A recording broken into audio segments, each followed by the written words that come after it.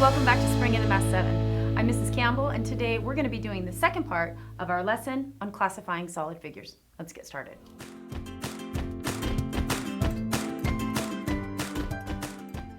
All right, so let's talk about rectangular prisms. When we look at the rectangular prism, we see that the figure names the type of prism.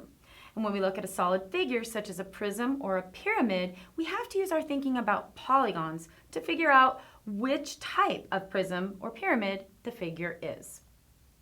Let's take a look at this example. Each side is a polygon, and there are two matching parallel sides. So this means we're identifying a type of prism. And we can use the base to help identify the type of prism. The base is a five-sided figure, and a five-sided figure we know is called a pentagonal. Therefore, this is going to be a pentagonal prism. How about this example? This is what we call a hexagonal prism. And it's a pyramid because the lateral, or the side faces, they all connect at one vertex. And the base names the pyramid. A six-sided polygon is called a hexagon. So that's why we would call this a hexagonal prism. Let's look at this little hint here. It says you can identify any prism or pyramid by examining the polygon that makes up the base, but this is not true for cones or cylinders because they both have a circle for the base. And we've talked about that before. So let's also talk about patterns. So when you think about the number of faces, vertices, and edges in solid figures, you're gonna start to see some patterns emerge. Let's start by talking about spheres, cones, and cylinders.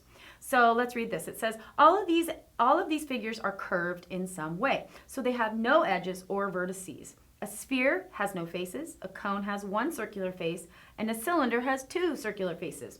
Therefore, the number of faces increases by one from one figure to the next. Let's also talk about patterns in prisms. So as the number of sides in the base and the top parallel face increases, the number of side faces increases the same amount. So a triangular prism, therefore, has three lateral, or side, plus the base and the top, or five in all. And a hexagonal prism has six lateral faces plus the base and the top, or eight in all. Are you starting to see the pattern? So you can see this pattern pretty clearly as you continue to go through this, and the pattern can actually be shown in a formula. So we're going to use n to represent the number of sides, and here's our formula. Number of sides plus 2 will equal the number of faces, or n plus 2 equals the number of faces. So let's take a look at an example. A base has 7 sides. How many faces does it have? N plus 2 equals the number of faces, so 7 plus 2 equals 9.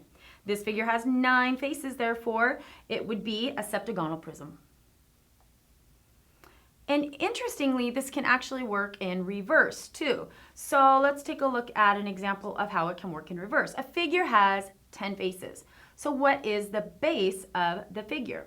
So if the number of faces is going to be n plus 2, then the number of sides in the base would be x minus 2. So if 10 is the number of faces, that's going to be our x. So 10 minus 2 equals 8. The base is an 8-sided figure. An 8-sided figure is an octagon. All right, that wraps it up for this lesson. Thanks so much for joining us, and we'll see you next time. Bye-bye.